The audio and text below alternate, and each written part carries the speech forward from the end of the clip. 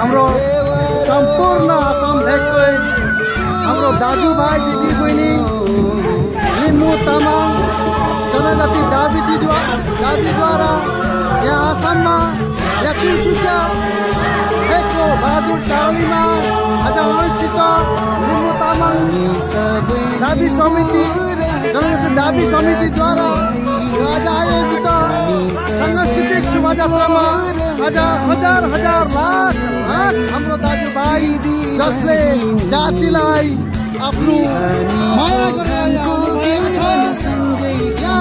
हामीहरूको हक र अधिकारको लागि प्राण पनि आहुति दिनलाई उनीहरू तात्पर्य छन्। यहाँ देख्नुहोस्, यहाँ हेर्नुहोस्, यहाँ तिनसुकिया अन्तर्गत बहादुर चारलीमा आज सांस्कृतिक शोभायात्रा चलिरहेछ।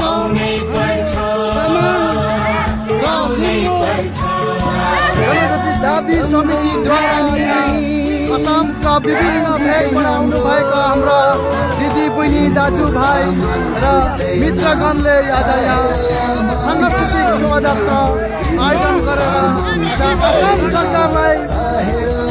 असम सरकारलाई एउटा अनुरोध गर्दछ, हामी जब तक जनजाति पाउँदैनौँ तब तक हाम्रो यो अभियान चलिरहनेछ।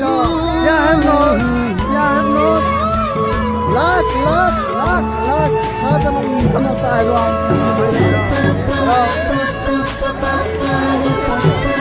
हाम्रो जुन हक र अधिकार त्यसको लागि यहाँ उनीहरूले आज शान्ति शोभायात्रा शुभारम्भ गर्नुभएको छ।